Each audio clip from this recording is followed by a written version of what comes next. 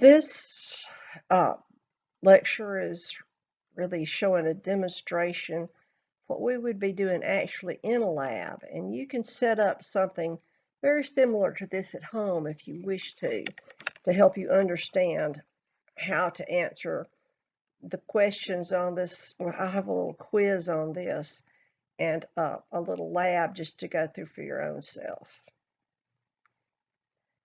You get more than one chance on the quiz.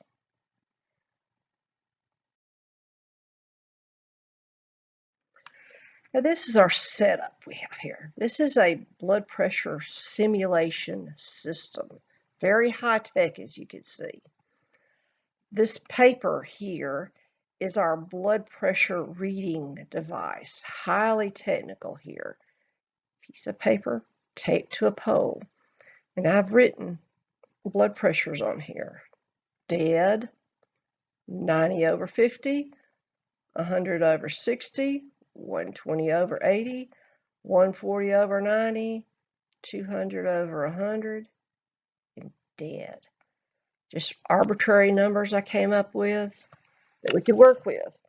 Now we have a string tying this piece of tubing up. This is aquarium tubing. IV tubing, IV line would have worked very well for this project.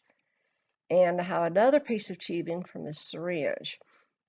Now where they are attached, where they go, is into this glove. I've tied a knot in this end. I've cut holes in the thumb and the little finger and tied with this string here. It's actually knitting yarn that I bought for this purpose. I don't have a clue how to knit.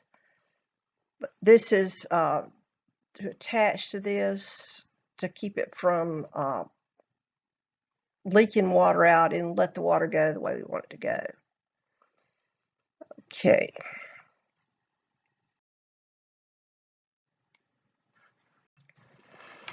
This shows the setup a little bit more thoroughly, more detailed. This is the tube that went up the pole that went to the piece of paper you can see right here. And there's a string tied just like here. You can see the tubing on this side. The string is tying this to keep the water in. I don't know which finger that is. Anyway, this string tied around here is to keep some extra pressure on this glove, because at all times under normal homeostatic conditions you have sympathetic tone, which is sympathetic nervous system causing constriction to your vessels to keep your blood pressure up to normal. Probably should mention what I mean when I say blood pressure. Blood pressure is systemic arterial pressure. That's what you measure when you get out the little blood pressure cuff and pump it up and check out Mrs. Smith's blood pressure, check your own with your little home device. And we're not talking about the pressure going to the lungs or venous pressure or central venous pressure. That's something totally different. We're just talking about regular old, when we say blood pressure, we're talking about systemic arterial pressure.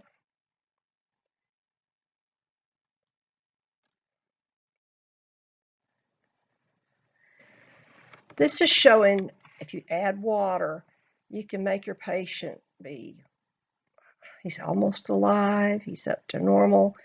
If you keep adding him, he's going to go out the top until he's dead. And I had a student with extremely high blood pressure, but she wouldn't go to the doctor. And this lab made her see the light because she put too much water in. I said, oops, you just had a stroke. And she went to the doctor. But this is the different levels, and all we've done is added enough water to get these up to the right pressure. And just to make it look kind of bloody, we added food color because it's so much more fun that way.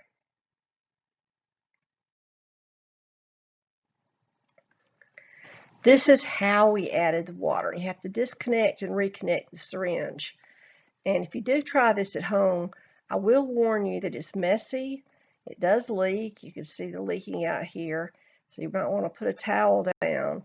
And also, when you disconnect your syringe, you're going to want to put your finger over the tip of this so the water doesn't just leak out.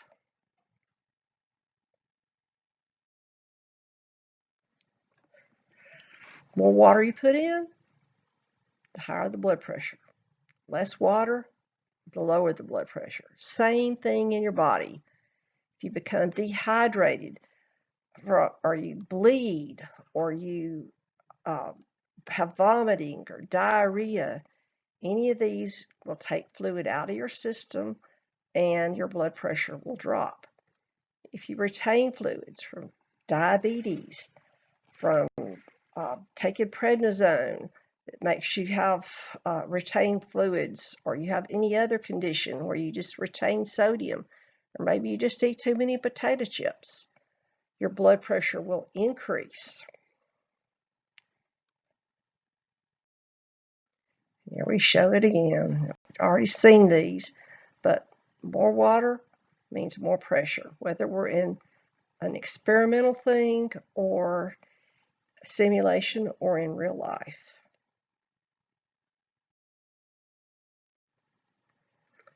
This is a revamp of how we do it, how I put more pressure in and less pressure in. Now, we also have the effect of the sympathetic nervous system, vasoconstriction. As you increase sympathetic tone, it increases the blood pressure. And the way we achieved that in our simulation was to just we just squeezed the bag, and that worked very well. The more squeezation you put on it, the higher the pressure. I know squeezation is not a word, but some things should be words, and I wish it were a word. So put more squeezation on it, you'll get more pressure. So, works on our simulation, and if you let off all the pressure, it's going to decrease the pressure reading. If you cut the cord, the pressure is going to go way down and simulate an anaphylactic shock, which we will discuss at the end of the slideshow.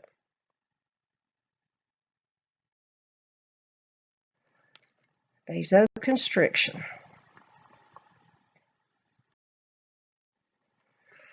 Blood pressure can be increased by two ways: vasoconstriction and water retention. It's only two ways. So, sympathetic nervous system, a bear got after you, it greatly increased your sympathetic nervous system tone. It's going to raise your blood pressure. If a bear gets after you, you really need to run a lot, so you're going to need higher blood pressure.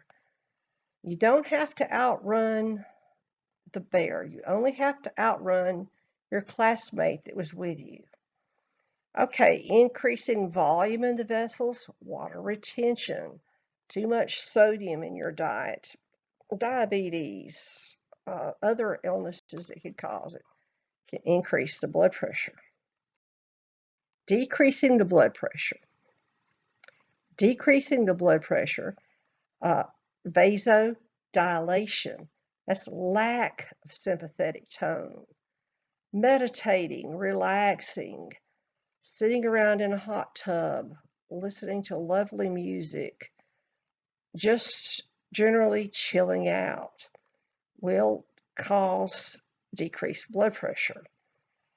Decreasing the water in the vessels, and that is done by urination. Of course, you can do it by sweating too much. That's not a healthy way to do it. You can do it the old time way used to be phlebotomy. Somebody gets sick, bleed them. I've read somewhere that that's what killed George Washington. Had he stayed away from the doctor, he would have lived. He had pneumonia, so they let more blood. He didn't get well, so they let more blood. He finally ran out. Generally, the body does this through urination. And here we have our little diagrams again.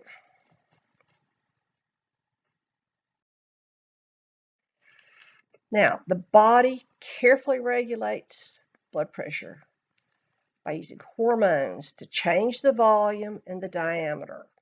There's sensors called baroreceptors in the vessels that will let your body know what the blood pressure is, because you can't tell you don't know if it's right or wrong if you can't measure it. So the hypothalamus is going to get that information and help control the blood pressure. The hypothalamus is the control system of a whole lot of things to do with regulation of homeostasis. Okay, medications are used to regulate blood pressure. These are just medications at random. Okay, alpha and beta blockers. Now, before we talk about those, you'll see this young lady without a head squeezing this balloon. Now, imagine if you lived in this balloon and she squeezes down on you. That pressure in that balloon is going to go up. If she squeezes it hard enough, it's going to pop. And if she lets off that, it's going to let off the pressure. So alpha and beta blockers are drugs that block the effects of epinephrine, so they decrease pressure in the vessels. Diuretics decrease blood pressure by decreasing the blood volume. Now, how you normally decrease blood volume is through increasing urination. Okay, here we have a little girl blowing up a balloon. So she's increasing the volume of this balloon, and its blood pressure, well, its air pressure is going up. And it says even here, the balloon gets bigger and bigger. Now, let's look at this. This is going to represent high blood pressure. If we let out all the air out of that balloon, if you let off too much blood volume, that's going to represent a dead patient. This is going to represent too low of blood pressure, but this one is just right. And here we have a way too low of blood pressure. That's a very defunct balloon. So diuretics decrease the blood pressure by decreasing the blood volume. These are some specific drugs we're going to talk about. ACE inhibitors and angiotensin 2 receptor blockers work on both blood pressure and blood volume. Angiotensin converting enzyme is what this means. Now, angiotensin 1 hangs out in your bloodstream and floats around. It's just a protein, and it's converted under hormonal stimulation using the ACE enzyme into angiotensin 2. Then it attaches to a receptor, and this receptor will get your blood pressure up to normal. It will cause increased blood volume and increased blood pressure by vasoconstriction. So this should actually have said, this should have been said by vasoconstriction, and this is by volume. This is actually a flat tire, and if you just put more air in that flat tire, it would increase to normal. And everyone can agree that we don't want our tires to look like this. Without any angiotensin, that's what our vascular system would look like. Okay, I should have mentioned a little bit more about alpha and beta receptors and blockers before I went on. I thought I had another slide on it. So before I talk about anaphylaxis, I'm going to talk about this just a little bit. Norepinephrine and epinephrine cause vasoconstriction in response to stress. The bear, I know I mentioned that. They squeeze down on the vessels. They also increase the rate and force of contraction. And a beta blocker, such as propranolol, actually it's beta, I think it has some alpha blocking effects too. And it also does a few other things. It actually affects the brain, and propranolol is labeled as a drug to use for stage fright. And stage fright, guarantee you could get a sedative for stage fright. You go out there and take some Xanax, take 2 or 3 of those and get up on stage, you're not going to do well. Or you get ready for that job interview you're so nervous about, you're not going to do well. But some doctors actually prescribe propranolol for just that use. People who just go into a fit of terror and turn red all over, that will actually help by decreasing or blocking out the epinephrine receptors so you don't feel so panic stricken. Now, clonidine is an alpha receptor blocker, and it is used, it has been used as a rescue drug in patients who have extremely high blood pressure by causing the vessels throughout the systemic vascularity to dilate and therefore lowering the blood pressure.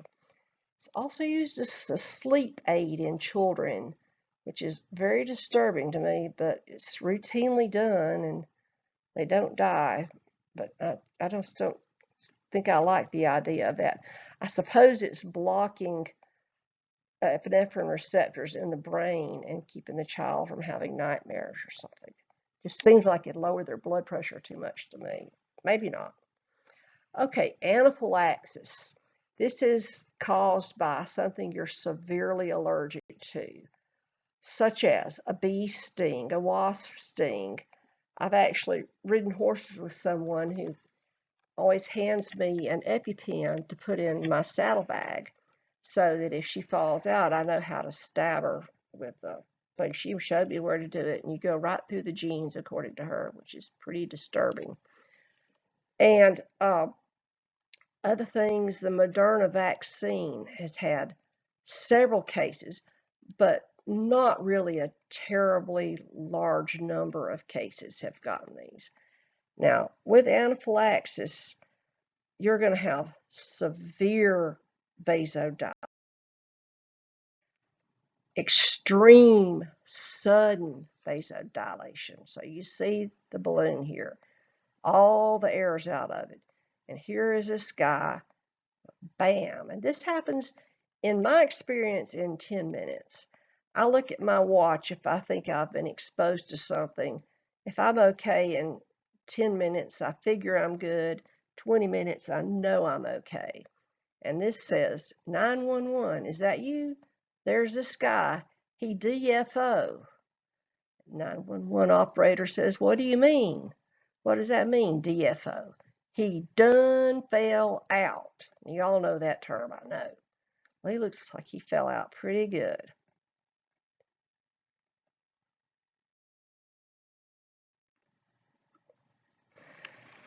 Okay. Epinephrine is the drug you're going to use for anaphylaxis because it's going to turn it around by causing vasoconstriction, because the allergic reaction causes chemicals that are released that are going to cause major, massive systemic vasodilation.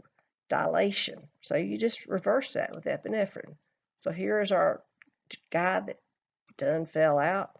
And I did not put an EpiPen. I put a syringe and a needle because I figured the nurse could probably calculate the dose and pull it out, and it would be $2.95 worth of drug instead of $600. And there's our guy. He woke up. He looks great. He looks wonderful. It may not be quite this extreme, but the few patients I have seen, and maybe we gave too much epinephrine because it wasn't labeled. You can't say per dog and have a pre-made EpiPen. And the label may not have been clear, but I mean, this dog, I gave a penicillin shot. people come running back in. He's had a penicillin reaction, and they knew because they had a family member that was allergic. Sure enough, the dog looked just about like this person here. It was completely collapsed, tongue blue, very little pulse, just real bad shape. Epinephrine, he was up wagging his tail. It was pretty amazing. I also gave him steroids and insisted on keeping him for a while just because I was really worried. Anaphylaxis will definitely kill your patient, can kill your patient, but it's treatable if you treat it now. My rule of thumb is within 10 minutes, your patient will have it. You better change your rule of thumb to 20 because life will fool you. Don't let that patient leave until 20 minutes after they get that injection.